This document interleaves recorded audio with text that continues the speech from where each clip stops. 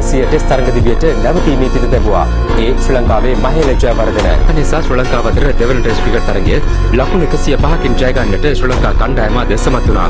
මේ ජයග්‍රහණය සමග ඔවුන් තරඟාවලිය 2-0ක් ලෙස ජයගත්තේ තම අවසන් ටෙස්ට් ක්‍රිකට් තරඟයට සහභාගී වූ මහේල ජයවර්ධනට අමතක නොවන සමුගැනීමේ සිහිවටනයක් තිළින කරමින් වසර 17ක් පුරා රටක ක්‍රීඩා ලෝලින්ගේ බලාපොරොත්තු තම උරුමත දරා සිටි මහේල තමන්ගේ කරමතින් පිටිය වටා රැගෙන යන්නට ශ්‍රී ලංකා ක්‍රීඩකින් මෙලෙසින් එක් වුණා. SSC පිටියට එක්රැස්ව සිටි ක්‍රීඩා ලෝලින්ගෙන් එහිදී මහේලට හිමි වුණේ උණුසුම් ප්‍රතිචාරයක්. මේ තරඟයට ක්‍රීඩා නොකළ ශ්‍රී ලංකා ක්‍රිකට් ක්‍රීඩකින් රැසක් මෙන්ම ශ්‍රී ලංකා කාන්තා ක්‍රිකට් කණ්ඩායමේ ක්‍රීඩිකාවන්ද මේ විශිෂ්ටයාගේ සමුගැනීම වෙනුවෙන් එක්ව සිටියා. මෙතෙක් බලක් මහේලගේ ක්‍රිකට් දිවියට ශක්තියක් වූ ඔහුගේ පවුලේ සමාජිකයින්ද මේ සුවිශේෂී අවස්ථාව දැකබලා ගැනීමට එක්ව සිටියේ මහත් අභිමානයෙන්.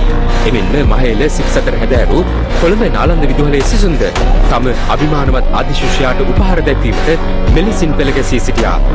සියලුම දෙනාට ස්තුති කරන්නටද මහේල අමතක කළේ නැහැ. Thank you very much. Thanks. මේ සුවිශේෂී අවස්ථාව සයින්ටුවන් කරමින් ජනාධිපතිවරයා මහේල වෙත විශේෂ සම්ෘතිල්නියක් පිරිනැමුවා.